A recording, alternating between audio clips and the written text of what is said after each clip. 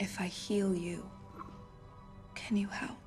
L'épisode 7 de la saison 2 confirme enfin la vérité sur son principal méchant, ouvrant la voie à un nouveau conflit majeur pour la saison 5 de The Boys. Allons.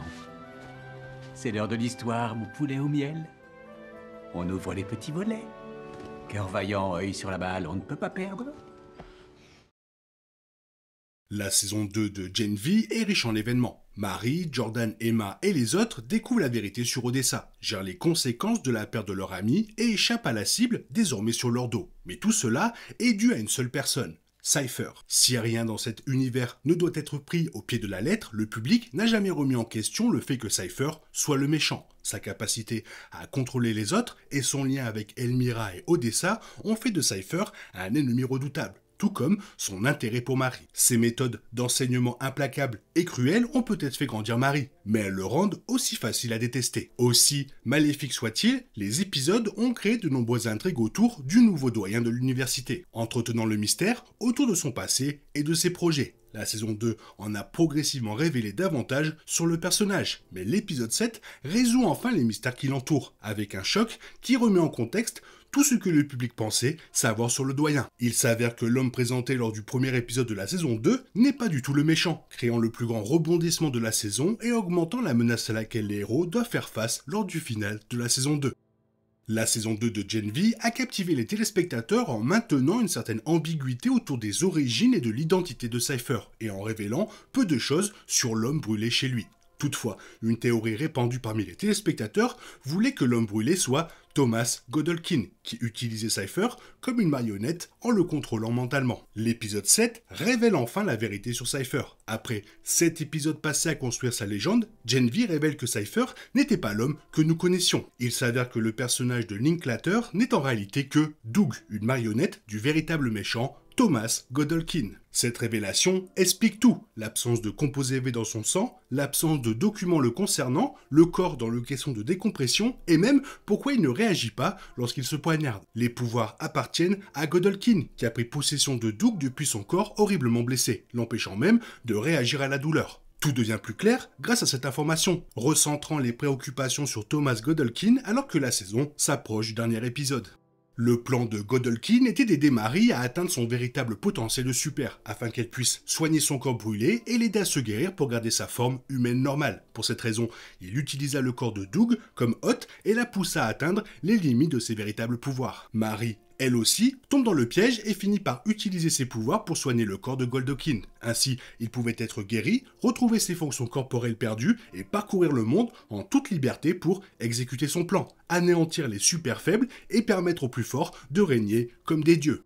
Étant donné le rôle central de l'université Godolkin dans l'histoire depuis le début, il est étrange qu'il y ait si peu d'informations sur son fondateur. Pourtant, Gen V en a fourni suffisamment pour en faire un méchant évident. Son histoire avec le fondateur de Vought, Frédéric Vought, lie instantanément Godolkin au parti nazi, un lien confirmé lorsque Emma et Polarité ont découvert une pièce secrète dans la bibliothèque contenant des informations le concernant plus tôt dans la saison. Outre ses convictions suprémacistes blanches, la série suggère qu'il cherchait à contrôler les super jusqu'à sa disparition lors d'une expérience qui a mal tourné, semblant mourir dans un incendie, auquel un flashback montre qu'il a survécu. De justesse. Tout ce que l'on sait de Godolkin le rend immédiatement antipathique, et ce avant même qu'il ne commence à tuer des étudiants dès sa résurrection. Godolkin est responsable de toutes les méchancetés tout au long de la saison 2, mais malheureusement, Marie ne l'apprend qu'après avoir utilisé son incroyable pouvoir pour le guérir.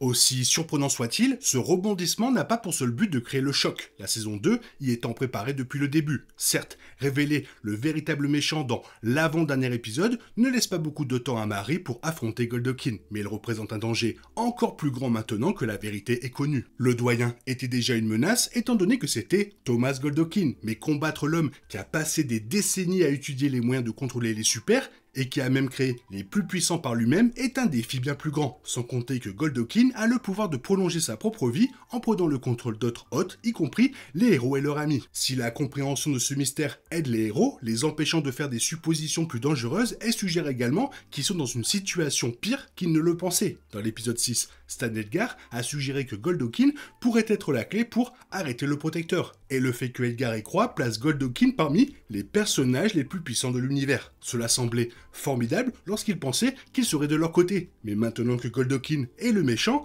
Mary et ses amis sont plus en danger qu'ils ne l'avaient prévu, ce qui augmente les enjeux avant le final.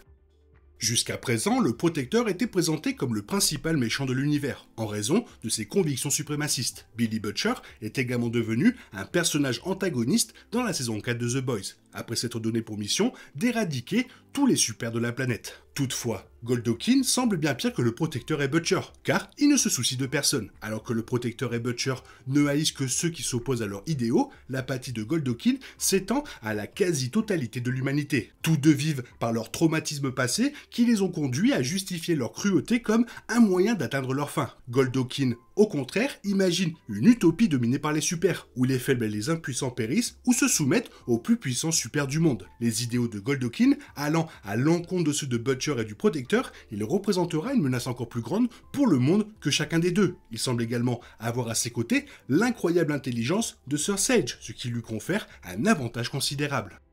Goldokin semble avoir le pouvoir de contrôler presque tous les supers grâce à ses pouvoirs. Contrairement à Kate, il n'a pas besoin de toucher quelqu'un pour le contrôler. De ce fait, on peut difficilement s'empêcher de se demander s'il serait capable de contrôler le Protecteur et de l'utiliser comme marionnette pour exécuter son plan de génocide des supers. Billy Butcher et Goldokin partagent des motivations similaires. Ils espèrent tous deux éliminer un nombre important de supers de la planète. La principale différence entre leurs plans réside dans le fait que Butcher espère éradiquer tous les supers, tandis que Goldokin espère préserver les meilleurs. Goldokin pourrait exploiter son objectif commun avec Billy Butcher en le manipulant et en utilisant stratégiquement le virus tueur de super. Sir Sage pourrait l'aider à élaborer un plan ultime, lui permettant de piéger Butcher pour qu'il devienne son allié. Toutefois, cela le mettra en conflit avec le Protecteur. Puisque Mary semble également être devenue l'un des supers les plus puissants de l'univers des Boys, Cypher pourrait la cibler à nouveau. Grâce à ses pouvoirs, il pourrait non seulement rendre les supers puissants encore plus puissants, mais aussi commettre des massacres de masse contre les plus faibles afin de se rapprocher de son utopie.